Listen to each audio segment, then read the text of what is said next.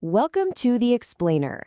Today, we're diving into one of the most wild, confusing, and amazing times in a person's life, adolescence.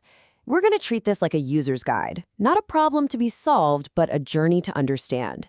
So let's jump right in. You've probably been there, right? You see a cousin or a friend you haven't seen in a little while, and suddenly you're like, whoa, what happened? That feeling of surprise, just like in this conversation here, is all about the super fast changes of growing up.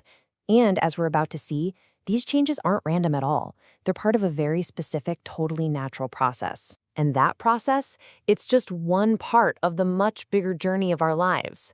To really get it, we first need to see where it fits on the map. Our lives kind of unfold in stages, from being a baby all the way to old age.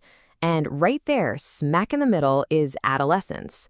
It's this super important bridge that connects your childhood to the start of your adult life. It's a unique and absolutely essential chapter in everyone's story. So, what exactly is adolescence? Well, put simply, it's that time of life, usually kicking off around age 10 and going to 19, that's all about gearing up for adulthood. You can think of it as your body and mind's official training program for everything that's coming next. Okay, listen up, because this is one of the most important things to get. Your journey through adolescence is yours and yours alone.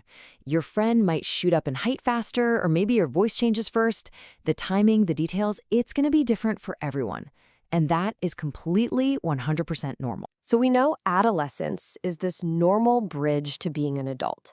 But what are the actual blueprints for this whole construction project? What physical changes are we even talking about? The biological engine that drives all these physical changes has a name: puberty. It's the specific process where your body just kicks into high gear, making all the adjustments, both inside and out, that get it ready for adult life and, yes, the ability to reproduce. So what are these changes you actually see? Well, a lot of them are what we call secondary sexual characteristics. These are all the natural signs that puberty is happening. Things that aren't directly about making babies, but are what make maturing male and female bodies look different from each other. It's actually fascinating to see how this all unfolds on different but parallel paths.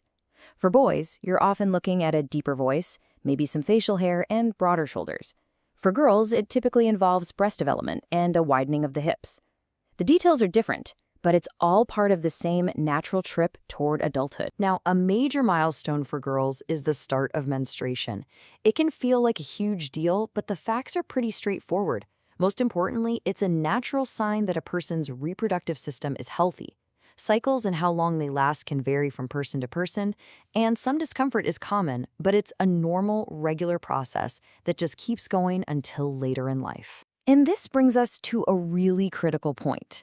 You might hear all sorts of myths or old, outdated ideas about menstruation that can make people feel scared or ashamed.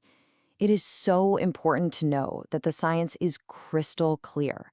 This is a natural biological process, and those myths have absolutely zero scientific basis. Period.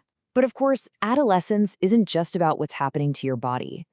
The changes you can't see, the ones going on inside your head and your heart, are just as powerful.